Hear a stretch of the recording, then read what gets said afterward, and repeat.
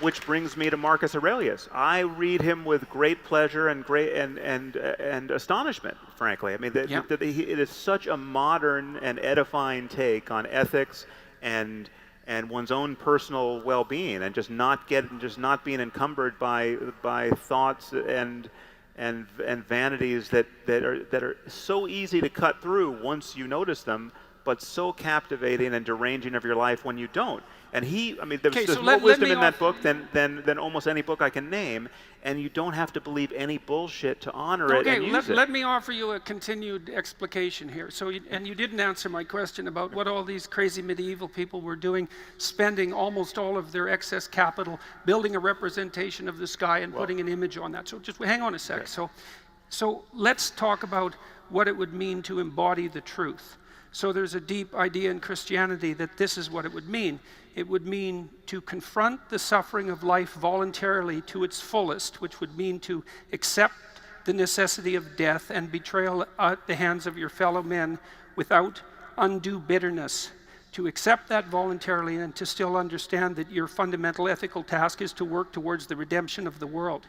And that's associated with that image that's cast upon the heavenly dome. And that isn't a charitable reading, Sam. That's an essential analysis of the fundamental doctrines of Christianity. Yes, but I could do the same thing with Buddhism and give you a slightly different story, but nonetheless inspiring and edifying. And I could do the same thing with you can't do it with rationality. But I can do it with Greek. No, that's not true. I can do it with Greek mythology. I can do it with any of these domains.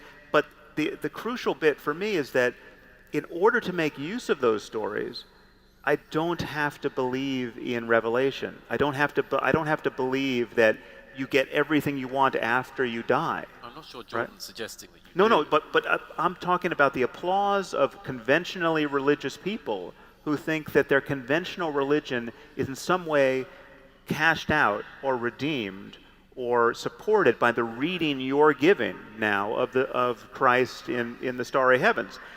It's not, unless you're adding this other piece, which is some probabilistic claim that, yes, this book probably was dictated by an omniscient being, unlike any other book. Well, or maybe the Muslims are right, that Archangel Gabriel did show up to Muhammad in his cave and give him the one final revelation, never to be superseded. And just on the merits of the text, we know that's not true. We know, for all it gets wrong and all it fails to get right about the nature of our circumstance, we know that book is not the best book ever written on any topic. And here I'm speaking of the Quran, but it's true of the Bible. It's true of the Meditations of Marcus Aurelius. But no one's claiming that about the Meditations, and that's a crucial difference. It's a difference that explains so much unnecessary suffering in our world. And again, what I fear about the way you talk about religion is that at the end of all these conversations, I'm still not sure what you believe on that point, frankly. And if I'm not sure, no one out there is. Well, I don't know why you would expect to be sure about what someone believes. How do you think that any one of you are capable of fully articulating what you believe? You certainly aren't. You are not. That's completely ridiculous. You're not transparent to yourself by any stretch of the imagination. You act out all sorts of things that you can't articulate. But how about a best guess? Yeah. You know, if you look, let's go all cognitive neuroscience on this, shall we? 99% of your processing is unconscious. You're not capable of articulating yourselves. If you were, you'd be omniscient. Okay, don't give me any nonsense about that. But that is a. I've never heard so many people applaud an evasion of a simple question. It was a good one, though. Yeah. Okay, honestly, yes, everything you just said about not being fully transparent to yourself is true, and you are ruled by committee in there all the time, no doubt. But I'm asking what you actually believe. I mean, there's several things I can ask. I mean, almost any one of these threads can pull the whole tapestry. But to take Christianity as an example, what do you believe about the origin of this sacred book, the Bible, Old and New Testament? Do you believe that just maybe it has a status unlike any other book, or is it simply old writing of human beings just like ourselves? I think it's both.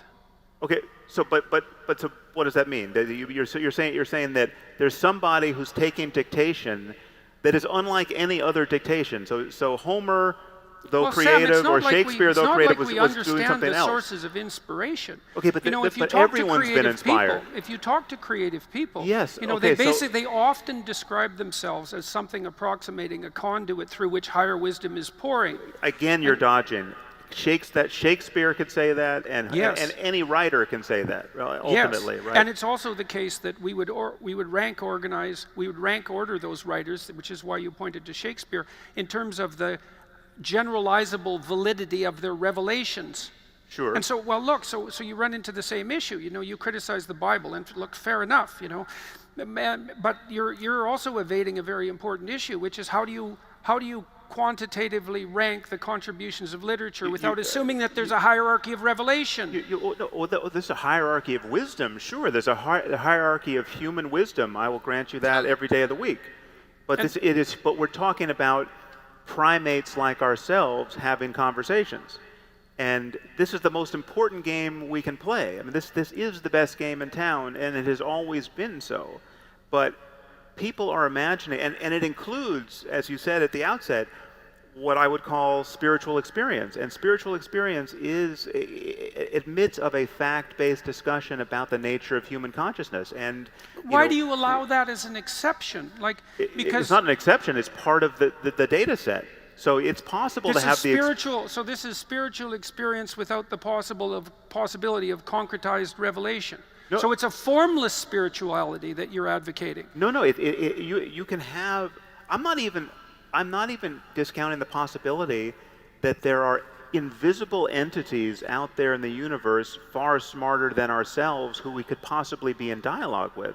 I mean, there are many strange ideas that we could defend to one or another degree. I mean, there are people walking around speculating that we might be living in a computer simulation, that all of this is being run on some hard drive of the future, or some alien supercomputer. Now, that you can actually, I mean, Nick Bostrom at Oxford gives a very cogent argument in defense of that thesis, right? Now, you can deal with that on its merits. I'm not saying the universe isn't stranger than we suppose or even can suppose,